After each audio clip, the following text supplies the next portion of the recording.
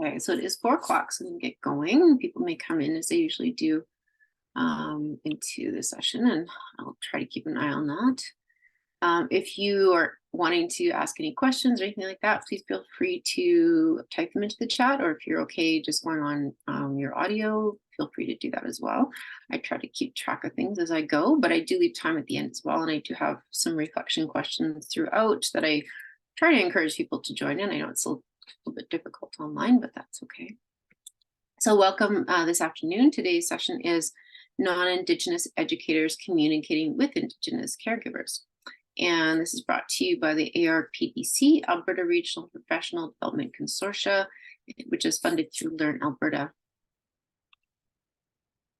Do land acknowledgement. So Tense, if you want to throw into the chat where you live, I live on Treaty 7 land, which is ancestral from the Blackfoot people. There are also Dene people here on Tsuut'ina, as well as Métis Nation Districts 5 and 6 I belong to, in District 5. All have contributed to the Shifting Alberta in Canada. I do thank the Blackfoot for sharing this land with me. I appreciate that. I am originally from Treaty 1 and the Red River Settlement.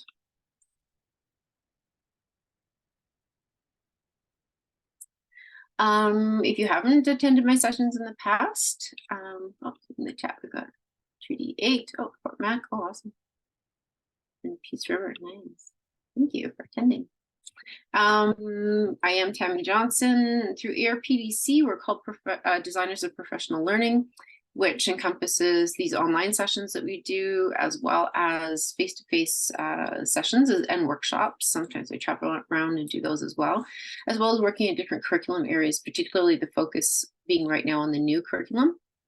So my involvement in that is usually looking at different ways that the different curricular areas can, in fact, infuse Indigenous ways of knowing into their work. So that's really that my business as a consultant doing that. That's just the work that I do through ARPDC. I do other work as well as a consultant in different places. So we've got Treaty 6 as well, more Treaty 8. Oh, okay. Sinwut, I don't know how to say that first word. That must be in Woodland Cree. Sinwut, Winawak Nation and the Mountain Métis. Oh, cool. That's a new one for me, actually. I have to find out about that. There are no mountains in Manitoba.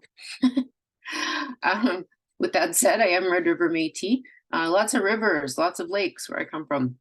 Lots of mosquitoes and black flies in the summer. It historically was known as the Red River Settlement, which was the title given to it when the Canadian government, Lower and Upper Canada, took over the area known now as Manitoba from the Métis and the Cree Ojibwe people that were there.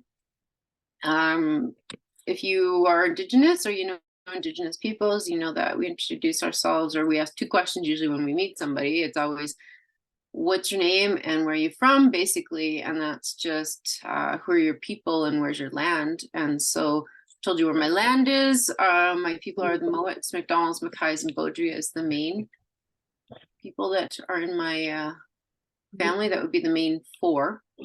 As you know, well, you may not know, unless you're Métis, that we're all related somehow. Every time I meet somebody, pretty much, it was interesting. I was at a sweat yesterday, and a sweat lodge, sorry, for those of you don't understand that. And I was talking to a young woman that I've known for a while now. She comes out and does outreach with us with AIM, American Indian Movement, and just, yeah, Jennifer says lots of fish flies. Yeah, don't even talk about those bite. Oh, don't like those. The things I don't like flying at my head in the summertime, there's a good reason I duck even if their butterfly comes near me now as a grown up. But yeah, so I was talking to this young lady that I know, and we're talking, and she's mentioned actually my family's from north of Winnipeg and Selkirk, and she goes, oh, my family stayed there over the summer, and instead of going into Winnipeg, they drove through Selkirk and stayed there. And I said, oh, that's interesting. Why did they do that? She goes, well, her family actually has family members are Prudens. And I was like, oh, well, we're related then, because they're my cousins as well. And then she said they went to stop by the graveyard to see go see their great-grandparents and great-great-grandparents' gravestones. And I said, oh, at St. Andrew's Anglican Church. And she said, yeah. I said, well, that's where my family's buried too. So it's funny because I've known her for a while now. And then another lady that I met last week in Edmonton doing some more, or 2 weeks ago in Edmonton, and brought her to the sweat lodge, and we were talking, and she had some family members as well because she's from around there, and I was like, oh, now we're related somehow there too. So somehow we are all somehow related, either through direct kin or marriage or through battles or land ownership, that we're neighbors, all that sort of thing. Anyway, so there's always some kind of connection with the Métis. The Baudrys themselves and the Makais as well are across Alberta as well. The Baudrys are a French voyageur Métis family from Alberta. My family did spend time here in Alberta, particularly at Fort Edmonton and Fort Saskatchewan, when they were actually forts still. And my great grandfather's a picture there on the left hand side, the gentleman by the rocks on the bench. And there's a school in Fort Saskatchewan, James Mowat Elementary and Mowat Park right beside, after my family.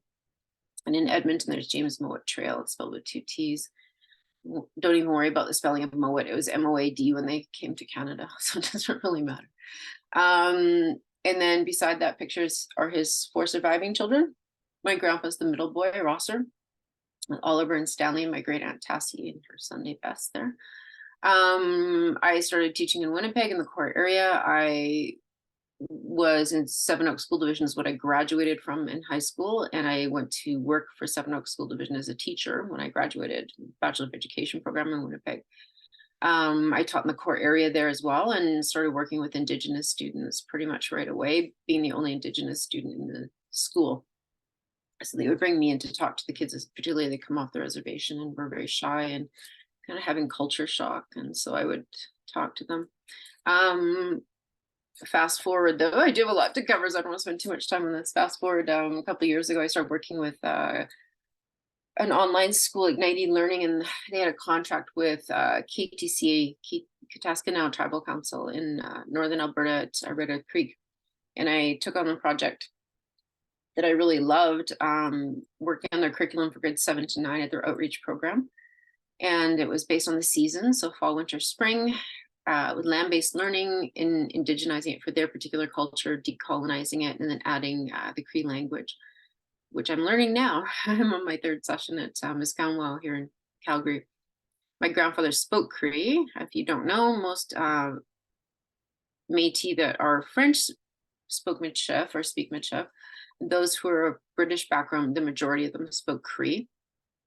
Mainly, honestly, because when they came to Canada, they were brought here as often as interpreters, and because they were really good at learning languages. In Scotland, Sunday school for the Protestant kids was actual school to learn British ways and all that kind of stuff, and particularly English and math. And so they came as bookkeepers because they could do what they called, doing math back then, which a lot of people couldn't, and they could read and write in English. They were also really good at just picking up different languages. And so I know my family, there was French as well, because there was French in our family. And so they spoke French. My grandfather spoke a smattering of different languages because he worked with different people. He actually spoke some Ukrainian as well, because there were a lot of people around there that were Ukrainian. So lots of stuff people did, right? So we're pretty diverse. Anyways, to get on with that, but this is why I do this work. I was encouraged to keep going with it. They were really happy with the work I did at KTCA, and the elders were really pleased with it. So all the stuff I learned growing up that I didn't realize was important, it's become very important in my life, particularly for helping educate those who are non-Indigenous, who may be struggling to do this kind of work. This presentation is a little bit different because usually I'm dealing with curriculum. Today, we're really just going to look at some issues, in terms of helping you guys understand how to most effectively work with Indigenous caregivers and explain to you our kinship systems and all that kind of stuff. Before I get right into that, I'm going to look at the ARPDC resources to let you know that these are available. I have found that a lot of people don't know they are. And there's some really good stuff here that's already been created by Alberta teachers. Empowering the Spirit is a really great site. I say this over and over again, but it is true. I find this referenced on post-secondary sites across Canada, particularly for Bachelor of Education programs. I see it on library services. I see it on all kinds of sites, as you can see. So it's a really good place to start if you're looking for, like I said, they've got classroom supports, learning and leading, all that kind of stuff. There's pedagogy on here. One of my favorite quick go-to sites is the teaching tools under Orange Shirt Day and Beyond. There's some really great posters you can print out there. based on division, for sharing circles, for Orange Shirt Day, and more. So I encourage you to take a peek there instead of having to search all over the place for materials. You can always start at that spot. Now, under here, these are all resources that have been curated by and created by Alberta teachers for you. So under focus, I just go to First Nations, Métis, and Inuit, and it just comes up with everything that has been created. A lot of these are publications that have been in schools before as well, in paperback. So Our Way is a Valid Way, Educationers at Buffalo, Weaving Ways, those sorts of things. I'm pretty sure you've seen those around. You can search by audience, by level, or by type. So yeah, it's a really good search engine on there too. Just point that out so you guys know what's there, because there are resources available and you might as well have them available to you. So just a quick reflection, get you guys to think about this before we get going into the kind of the meat and bones of the presentation. If you think about what's being done at your school to make Indigenous caregivers welcome at your school, you can think of anything that you guys do in particular that's specific to trying to get Indigenous, caregivers to come out to your school or to come to parent-teacher meetings and stuff like that, because I know that can be kind of a tricky thing sometimes. You guys want to throw that into the chat if you can think of anything, but I do want you to think about that. And if they're not doing anything, I guess that could be why you're here too as well. But if your school is not doing anything, thinking about, where can you be improving in that area? Obviously, if you're starting at nothing, you got lots of far to go, right? But that's good. That means anything you do will be better than nothing at this point. It will go on, but if anybody pops anything into the chat, I'll take a moment to look at that. I like to start this by framing it in this way, that really you're looking at part of that truth and reconciliation piece that we look at doesn't end on September 30th, right? It shouldn't be a one-day thing, and it shouldn't be a, we wore orange shirts, now we're good, right? And I say that laughingly, but sometimes it's a very frustrating thing for a lot of us, because we know people are really busy, but we also know that this is really important if we want real change and we want real reconciliation with our communities and with the Indigenous peoples that have always been here. There's some things that need to take place. So I'll start with this report. I took out pieces of it just to make it easier to consume, but there is a link to the full thing if you want to look at it. It was done by CAS. So, it was well funded, and they really reached out to all the different groups of people across Alberta and had meetings everywhere. So in 2015, it was a collaborative project. And so they really did a lot of research into looking at this report to the Organization of Economic Cooperation and Development. And they really wanted to look at how can we make things different. And it's almost 10 years old, so I don't want you to get too discouraged, because I know when you look at some of it, you're like, this is almost 10 years old, and you know that a lot of this stuff hasn't been done, but I also know some of the reasons why it hasn't, but they're still valid, okay? So the first one is to monitor student well-being, right? So we know that we need to look at monitoring Indigenous students across the province, making sure their well-being is obviously good, and also focus on it in a different way, and not just the academic well-being, of course, right? 2 is make those deliberate efforts to increase participation rates. And we're looking at particularly for early learning, and I know Alberta Head Start has been really working in that area, so that's awesome. And then in senior education, because I know a stat that I have from another presentation is that, and this would be only about 3 years ago, or maybe 4, that the graduation rate in senior high for Indigenous students is at about 40% in this province. And the graduation rate here has never been awesome. Would that be because of the oil industry, right? A lot of particularly young men will choose to go and get a job in the oil industry instead of continuing on with their studies because they can make more money that way. Indigenous students, it isn't just that, because they do also do the same thing, but it's also just not having anything there for them, a lot of different reasons, right? Whether they're not feeling supported as well. 3 was increased student engagement. So how do we get them to come to school? How do we get them to keep coming to school, right? Because there's a huge delinquency rate amongst Indigenous students in general.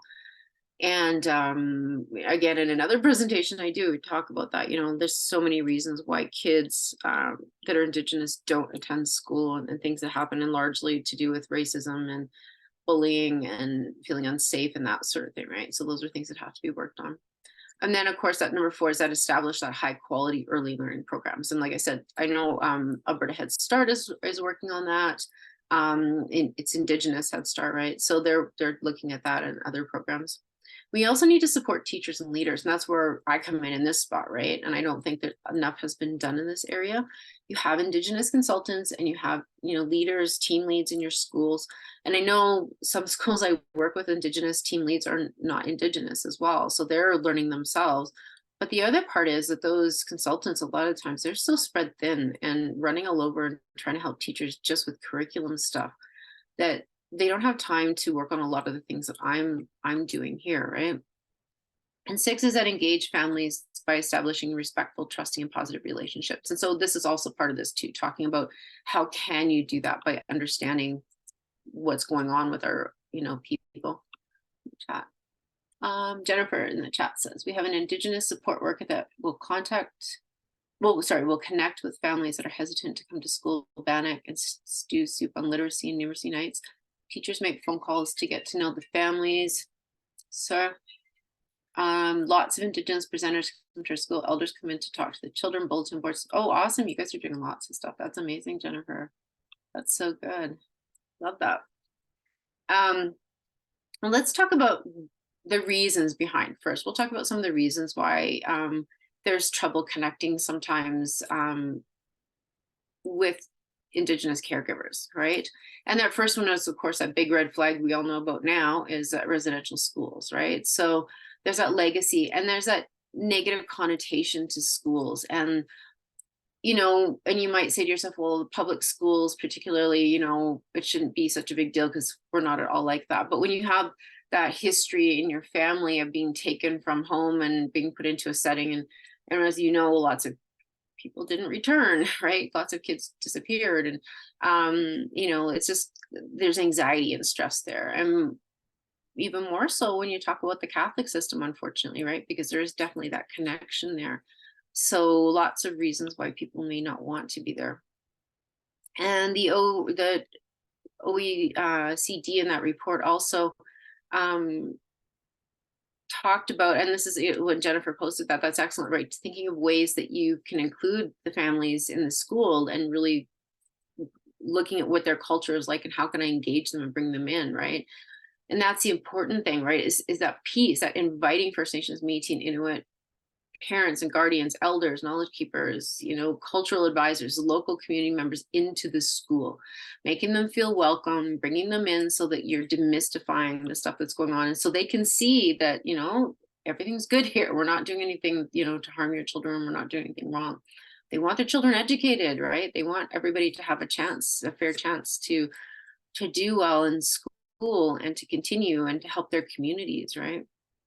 So you may meet some resistance when you're dealing with Indigenous caregivers. And you might even think that it's disinterest, and for some people there might be. There's some people that just personality-wise don't really care that much, but I'm not saying we're all highly interested in education as Indigenous people. But in general, everybody wants their children to do well and to have a good life. And so part of that is education here, right? So it's really important, I think, to approach that with, as an educator, with an attitude of compassion and non-judgment. I think in the past, and I think this is largely disappearing, I hope at least. I know when I started as a teacher, there were a lot of teachers, unfortunately, had a lot of attitude, right? I went to university and I know this and I know that, and they would almost be condescending or talk down to not just the parents, but even other teachers sometimes. And I recall that when I started out as a teacher, there were always those that you're like, oh, you want to avoid them. But that attitude comes off with parents, and then parents have had bad experiences even without being Indigenous in schools way back in the day, and they don't want to deal with that anymore, right? And then there's fear of schools, period, right? Besides residential schools and even just having bad experience, there's lots of stuff that's going on at schools for parents themselves, right? So there's that internalized racism. And I know that in my family that's true.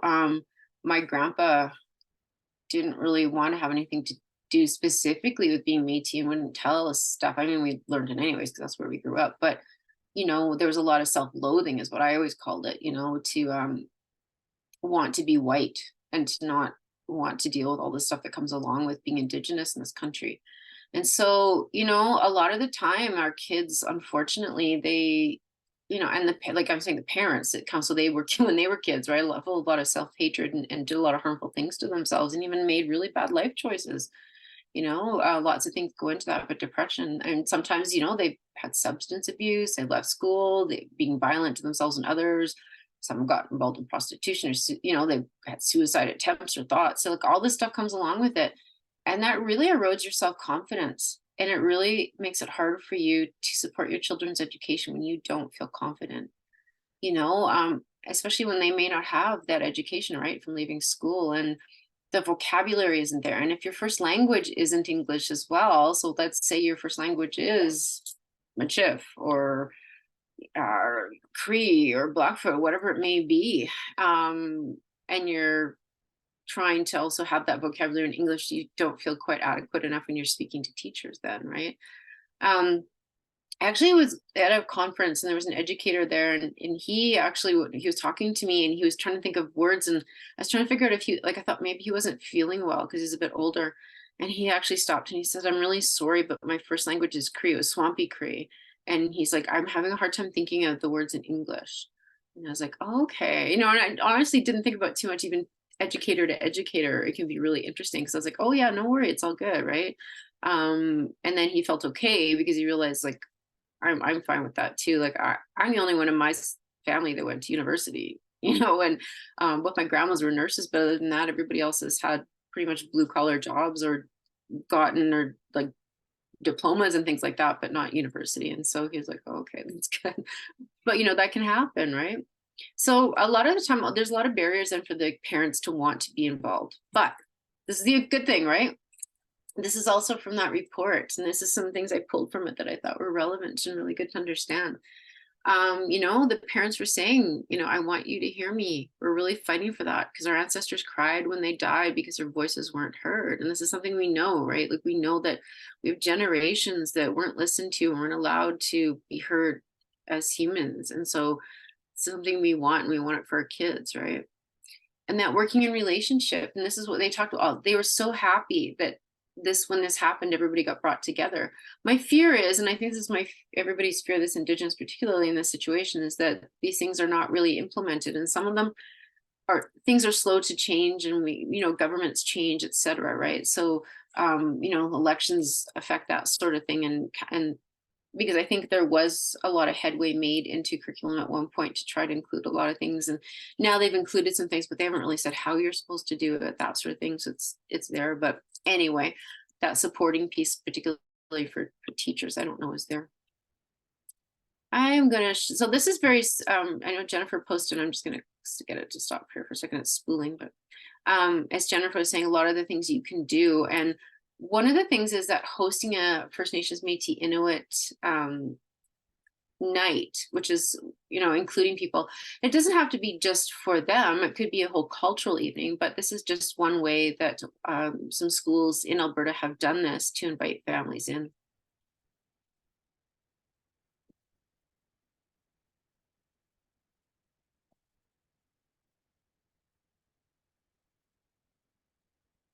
Oh, sorry, no, the sound is not working. Hold on. 1 second. Why my sound is not going on there? Maybe if I go to YouTube, it will. Give me a second here.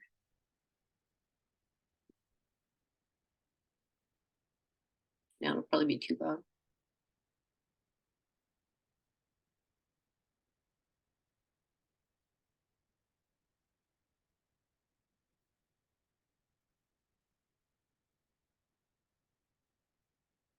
No, it's still not working. Hold on. I apologize, guys. I don't know why it's doing this. I'm checking my sound here. Oh, I know. Wait, hold on. I think I have an idea.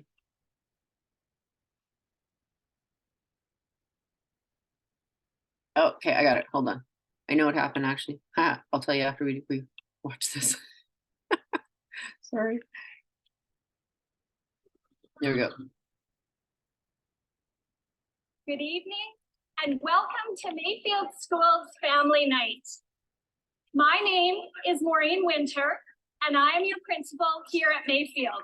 Tonight we're hosting a family night here at Mayfield School, and it's a way of bringing our families together to celebrate community, to celebrate the work we do at the school, and to come together in fellowship with food and some Aboriginal cultural events. We have a First Nations, Métis, and Inuit focus. Families are invited in to share a supper with us, enjoy some dancing, enjoy some crafts. We want to make sure that we have a great communication between the school and the families to just encourage families to come in, feel comfortable, develop a comfort level with the school, and help the child to just have the best education possible.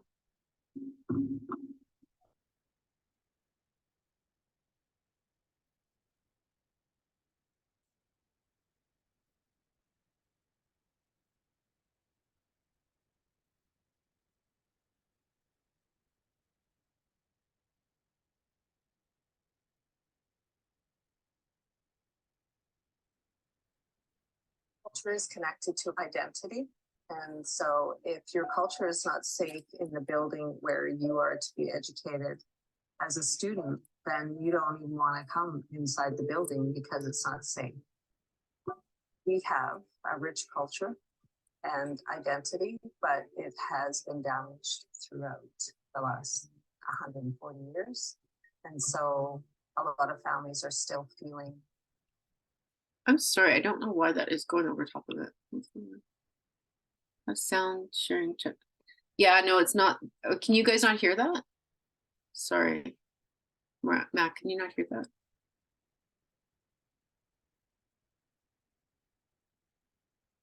Oh, okay. Sorry, I thought you couldn't hear it. Okay, you scared me. The repercussions of that, the intergenerational trauma. This is truly a safe environment where they can have fun with their family, learn. I know what's happening. Hold on a second. This is bizarre. Let's try this again. I'm gonna be honest with you guys. What happened was my cat actually walked across my desk and she just messed up everything on my screen. I apologize. Sorry, I'll start this again. Oh my gosh, it's embarrassing. But yeah, no, she walked across. Then I realized, like, why is everything out of whack? And then I was like, yep, that's what happened. We'll do this from the beginning, get it right this time. And welcome to Mayfield School Family Night. My name is Maureen Winter, and I am your principal here at Mayfield. Tonight we're hosting a family night here at Mayfield School, and it's a way of bringing our families together to celebrate community, to celebrate the work we do at the school, and to come together in fellowship with food and some Aboriginal cultural events. We have a First Nations, Métis, and Inuit focus. Families are invited in to share a supper with us, enjoy some dancing, enjoy some crafts. We want to make sure that we have a great communication between the school and the families to just encourage families to come in, feel comfortable, develop a comfort level with the school, and help the child to just have the best education possible.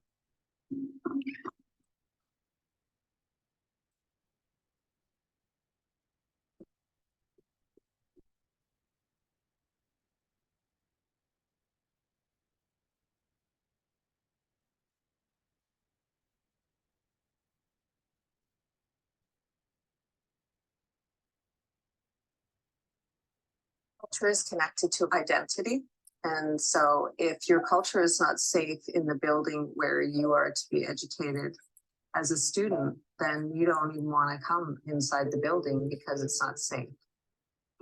We have a rich culture and identity, but it has been damaged throughout the last 140 years. And so a lot of families are still feeling the repercussions of that, the intergenerational trauma. This is truly a safe environment where they can have fun with their family, learn something about the Aboriginal culture, but more importantly, just to come together as a community. We want them to feel comfortable in our school. We want them to walk in and know that we value them, that we feel that their culture and what they have to offer us is just as important as what we have to offer them. Tonight was a lot of fun. It was very exciting. It was very interesting. A lot of dancers learning about Native culture. It was really amazing. It's important so we all come together as a family and grow and learn each other's different backgrounds and cultures. And I just had a lot of fun. Me and my daughter thought that was really neat in there tonight. A little girl, she's a grade 4. Her name is Stevie. She invited myself and my daughter here. It's excellent. It just brings something close to home.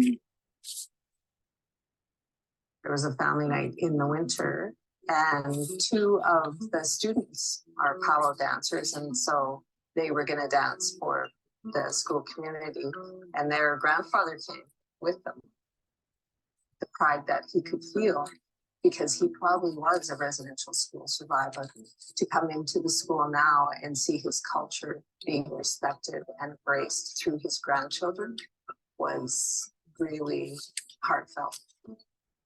It breaks down barriers because they feel like they're part of something and they are part of our community and they know that they are welcomed and that we want them here. I think all schools should just go for it. It might start off small, it might start off big, who knows, take it in their own direction, but to be able to do a cultural event like this, it's amazing. I would say to schools who don't hold nights like this to just not be afraid to reach out to the Aboriginal community in Edmonton, to reach out to our unit downtown, that we are here to support nights like tonight and to get them connected. It's about honoring and learning, even as an educator, and not being afraid of making a mistake, that everyone's on a road to learning and we can all learn about the Aboriginal culture and it can make a difference in our schools and for our families through that learning.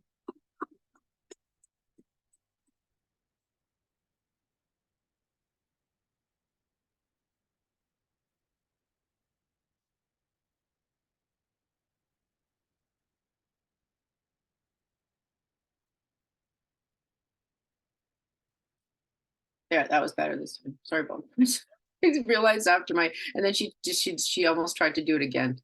I had to stop her. Oh my gosh. Joys of working from home. So yeah, talking about hosting a First Nations Métis Inuit night, if you're able to do that, it's really a good idea because it really helps people to feel involved. If you have, well, maybe other people haven't noticed, but I mean, we go to powwows in the summer. We go to round dances as soon as it gets cold outside. I have friends actually this weekend. They drove to Grand Prairie to go to one because they love doing it so much.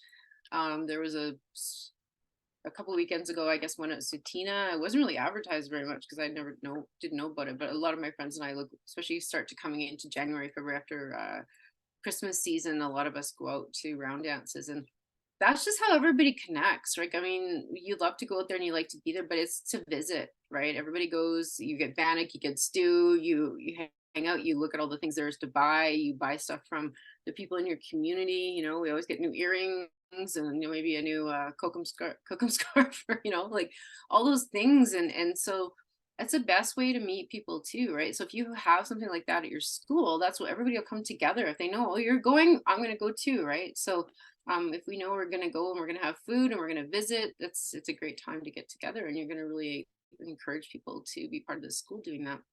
And then they've got some examples here of why, right? You want to meet people, reinforce the importance of education, strengthen those relationships. And relationship is the most important thing for Indigenous peoples. Like, with that interconnectedness and that being part of everyone, and I had my ex-boyfriend used to say, how come you guys call each other cousin all the time, right? And I'd say, well, because first of all human beings are related at some point, right? We're all cousins somehow. But all Indigenous people, pretty much, that's we just call each other cousin, because somehow you'll find a relationship somewhere, or somebody who knew somebody at some point. And so, yeah. And anyways, they give you some ideas on planning a family night here. And this is actually on the Empowering the Spirit website. So it's really got some really great stuff on it too, right? Yeah. So there's that. So just give you some ideas what you could do. I want to look at too as the classroom as a meeting place. Using that idea of relationship is really important. And this is one teacher that I found online. She had put all this information about something that she had done, and I thought this was amazing. And I know not everybody has the ability to do this sort of thing, but it might spark an idea for you. But you know, she's talking about, and this is for secondary students, and I think this is probably the hardest place to get involvement with parents. I know even for my kids, when they went to high school, I went to some of the parent teacher meetings at first, but honestly, they weren't even that helpful. I'm gonna be just at their school, it just wasn't at that point, and I didn't really get any information I didn't have already. And a lot of this stuff now, is, especially I've talked to parents, and like it's all available online. So really, you need to create that kind of community experience if you want parents to show up, particularly for the older ones. And so this is what this one teacher had done. She invited in, you know, like the family, the parents, aunts, uncles, grandparents, all that, right? Extended families, because that's all the kinship is. When we talk about that, kinship is all the people involved in our family. And those we call family, even those that are like adopted in, kind of is what you say, you know, like I have, for instance, the sweat this weekend was a woman that she's gotten to know everybody because she comes to drumming. She volunteers with AIM. She, you know, goes to sweats, and so she actually did a 4-day fast this week. And and we'll get into the reasons behind all that stuff, but you know, did that. And you know, she's not Indigenous, like she's 100% white, and she's funny because she uses the term colonizers more than we do, that's for sure. Anyways, it's usually white girls. But you know, we've adopted her. I said that to her when we were drumming, and she came out when she said something, and clearly like with a kind of like a Cree accent when she was saying it too. And somebody that was there looked at her funny, and I'm like, it's okay, we adopted her. It's all right. It's okay. Don't worry about it. And you know, we would challenge anybody who said otherwise. But you know, that would be a kinship relationship then, because her best friend is Inuit, and she loves her children, and they look after each other's kids, all that kind of stuff. And you know, so she's part of our family now. And so that's how it works. And so you're going to find that with, you know, with Indigenous people, especially when they say cousin, you might have to say an actual cousin, or like, you know, they actually related to you, or they like a friend cousin. So it's like that, right? But that's how we bridge culture, by doing that. So this teacher planned a monthly presentation. So the students did it. And I know lots of schools do this as well, where the kids present their work at like a portfolio. You know, and they might take 2 or 3 kids each time to do it. And so something like that first parent evening, each student had their parents to their work area. And so they would show them their curriculum for their grade, present their work, do a video in class presentations. And then that way the parents got to see what they were doing. And it kind of demystifies as well the school experience. It's so different than most of these parents probably experienced on their own. You know, and so, and then doing some feedback on that as well, what they would like to see in the future. And then the parents got to know each other as well. So it wasn't just Indigenous families, but you know, a lot of them were really encouraged to come. But then if you have a group of Indigenous families that are coming all the time, they'll get to know each other, and they will start to hang out together, you know, when they come to school, or different, they probably know each other in the community anyway. And so they would do that, right? And so a lot of times, like you said, you know, kids at that age, they're like, I don't want my parents to come to school, this is horrible, right? You know, and then she got parents to start phoning them actually to find out, like, what are they doing in school, what's happening, is there something else going on? And then they also wanted to know more about the curriculum, and they got involved, and you know, they were volunteering, so that's really cool. And then at the end, this is pretty indicative of Indigenous families too. She had one family, and the grandparents always came to the school, and so they actually invited the whole class to their lakeside home. And this is pretty typical, right? And it's everybody come to our house. We'll make bannock, we'll make stew, and we'll have all the people over, right? Everybody bring potluck. And then, you know, and this girl herself, she, you know, she'd wanted to leave home, but now she wants to, you know, she's going to become a nurse, she's going to work in developing countries, she's going to spend part of her year away from the school, and then she's, you know, but she's coming to school all the time now. So it's really important, right, to encourage kids to do that, is to really work with them. And you know, we always say play to their strengths. Well, one of the strengths of Indigenous communities is that relationship piece. I really love this too. This was an assignment that I found from a university student that they had done on Weebly. I don't know, not many people use Weebly anymore, but she has these points in here that are perfect. I was like, I read these and I thought, this is perfect, exactly what I would put in my presentation anyway, so I thought I'd include it. All right, so we're gonna go through these. First, strategies, using humor. We are a funny people. We laugh at everything. Well, especially if you're Cree background, right? And the Métis are mostly Cree background too. You know, but like making jokes, and not like at the expense of anybody, but being less serious, I think is really important, because teachers are often so serious or afraid to, you know, crack a joke or something like that. But just being silly. They may not join in right away, but you know, like, or make fun of yourself or something like that when you do something like, oh, I can't believe I did that, or whatever. At least break the ice, right? Because Indigenous people love to laugh. Like, they'll make fun of anything, you know, things that other people think are wrong to make fun of, right? The other part of it is to engage in that social conversation. So before, you know, a lot of times the parent teacher meetings, parents come in, sit down, I've got 10-15 minutes, I got to get through all this, let's do it, right? And so you get right to the meat and bones. Hi, how are you? Let's go. You can't do that with Indigenous families, especially when you first get to know them. They need to have that, I need to know a little bit about you, we need to talk. Like I said, who are your people, where are you from? We need to talk about this, like, where, like, what's your background, you know, talk to them about themselves and get to know them a little bit. You know, break that ice, talk about some things that are going on in the community, maybe that sort of thing, right? But do that first, like that bit of humor. And you know, you need more than that 10 or 15 minutes for those initial meetings. Set aside a half an hour, maybe even 45 minutes. Like, I know that you don't get tons and tons of families coming at a time, so if it's an Indigenous family, maybe try to set aside that time so you have that time to form relationship. Always, and this is really important too, when you're talking about the student's performance at school, speak positively. And this, I'll tell you why, especially comes from traditional practice, is that we don't talk negatively about ourselves or about other people. You're not supposed to, and I'm not saying people don't, but that's a sign of an unhealed person and a person who needs to work on themselves. So even if I'm with my friends and I say something derogatory about myself, like, oh, that was really dumb to do, they'll look at me and go, what'd you just say? Right? I'm like, oh, sorry, great, because I'm speaking into my spirit and I'm telling my spirit, and it's kind of that self-fulfilling prophecy that that's who I am. That's not who I am, right? I'm smart. I can do this. And I have to tell myself that, right? As well as other people. If I am to say something negative about another person, I put that out there. Not only that, if I put that out there, it comes back at me. So I'm not to say that you can't say things that kids aren't doing properly, but it's the way you frame it. So it's really important to do it that way. You know, it's really important to, as well, like the next one is like, listen carefully to the parents and what they have to say. And they may talk slower, for one thing, when they're trying to get things out, especially if English is their second language. So you have to be a little bit patient. They might be a little bit slower because they're hesitant. And for all those other reasons that I gave you about why Indigenous people might not be comfortable talking to people in school. So give them that time to work on that and feel comfortable, right? You know, sometimes you may have to meet some parents outside of the school setting. And I'm not saying all of them, but there may be the occasional family you need to do that. And then the last one I think is important for all families in general, but that plain speak, right? And avoiding that educational jargon, using that informal language, because it can be really intimidating. And so looking at this, right? So I've mentioned some of these as I've gone through, but that the language may be a barrier. So if English is a second language, or they may just have poor verbal skills in terms of English vocabulary, right?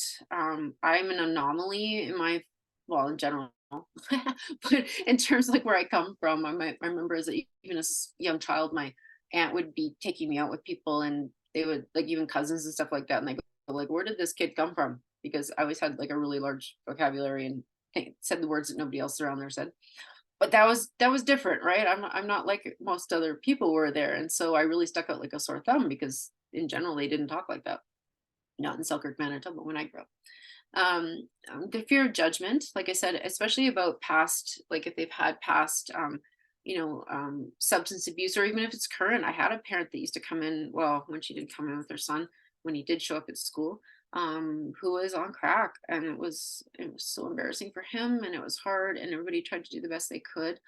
But you know, the kids talked, the school people at school talked, you know, nobody said anything really bad, but you know, it's not a good thing, it's not fun, but you mean, at least she showed up, I guess, right? That insecurity or low self-esteem due to the lack of education, bullying I mentioned, right?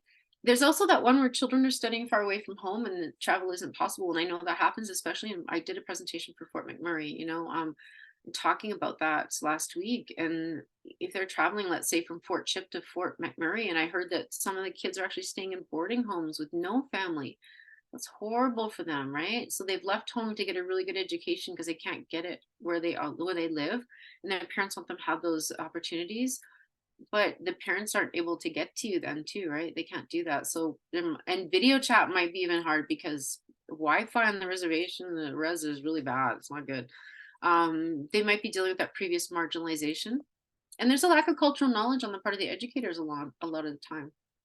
So this is actually, I included this link as well, which you guys can go through. It has some really good information, and it talks about a lot of the stuff that I pointed out to you this evening. But this was, and of course, it's in Ojibwe, the top part, right? That's their language. But, it's in Ontario, but it's, Indigenous people are, in terms of what their needs are, especially when you talk about dealing with people on reserves or coming off of, so I mean, if you look at this, right, this is 2014, but we're talking about, and this is from the Northern Policy Institute, right? So this is all of Northern Canada talking about this. Again, they talk about that negative educational experiences, barriers to communication, lack of culture, all the things I've been talking about, right? Intimidation, racism, bullying, negative parent experience, so, and then they go through what are the barriers. There's also the distance, right? I talked about, or transportation issues they can't get to.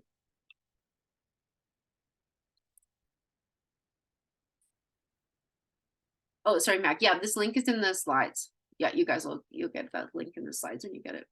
Yeah. No problem.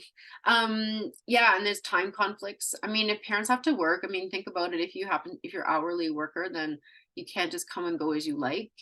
You may have children you have to look after, and you may have to bring them with you. A lot of times I hear teachers saying that a lot of the time for parent teacher, they say, don't bring young children, or, don't bring your kids with you. Well, that might really be a barrier for some Indigenous families. If they have a few children, they have nobody to look after them. What do they do? Or if they have aging parents as well, because they're taking care of them too. So there's a lot of factors going on, right? Because tend to be families that live together, in many generations often. And so if you're looking after your small children and your elderly parents or grandparents, that makes it really hard as well. And then, or sometimes they just don't know about it, especially, like I said, they're busy, and you might want to make those phone calls and instead of just texting or emailing too. And then I also found this was ways of teaching and engaging Aboriginal students through creative spirits. See, Matt is in the chat. I set up a play space with little. Oh, that's awesome. That's good. Yeah, thank you for doing that. Yeah, sped up. I always like to have stuff with the little kids too, and let them sit in the corner and play with stuff, or crayons and play and things, right? So this is just on this site as well, just tips for teaching Aboriginal students. So this is also a link in here. I don't know, the avoid direct eye contact thing is such a big deal anymore, because I think that most people kind of know about that, and it's maybe not as big of a deal anymore unless the kids are coming from very north on a reserve. But they're also less likely to answer questions, right? So that's important as well. Like that yes or no question is probably not going to be answered because it's an obvious answer. The question where you've gone around and you've asked the same questions for 5 or 6 kids, and then you get to the Indigenous kid, they're going to look at you like, well, you already got the answer, why are you asking me? Right? Because that's part of culture too. It's like, okay. So there's many reasons. They're not doing obstinate or rude. That's just part of the way it goes. I was like that as a kid too, and teachers would do that to me. I'd look at them like, well, why are you asking me? You just got answered 5 times. This is silly. Make sure you include a lot of hands-on stuff, the visual cues. Anyway, just lots of stuff on here about our Indigenous kids and how to include them and get them excited about school as well. And then just finish up here before I open it up to you guys again. But what else can you do besides that? Working on great relationship building, communication, make those connections with the Indigenous communities to learn more about engaging. Especially if you have a large population of Indigenous students in your school, really try to get out into the community where they are. If there's a round dance in the winter and it's in your community and that where the school is, go to it. Or if there's a powwow even in the summer or something like that, and you're able to do that and it's close to home, or a lot of the students maybe come off a reserve that is on that nation, you can go to those. You don't have to be scared to go to those things. You can do that, right? Or if there's cultural events in the neighborhood too. If you're hesitant, you don't know, there's agencies as well, and there's support people sometimes you can bring to a meeting. Understand those kinship connections. It's really important because there's more than one person. I was raised by my grandparents primarily. My aunt, it's funny, if you, I don't know if you guys have watched Reservation Dogs, but it's kind of that funny joke, right? Like my aunt, if I refer to her, she's my auntie, sister, mother, because different roles at different times, right? She's 13 years older than me. My grandmother was my mother, my grandmother, like my grandpa was my father, my grandfather, like kind of thing, right? We talk about that. And so, you know, you've got different people in your life that have many different roles that do things unlike many other cultures, right? And like I said, allow that more time for meetings. All right, so I think I did get through all of it. I'm going to stop sharing that, and then I'm going to stop recording.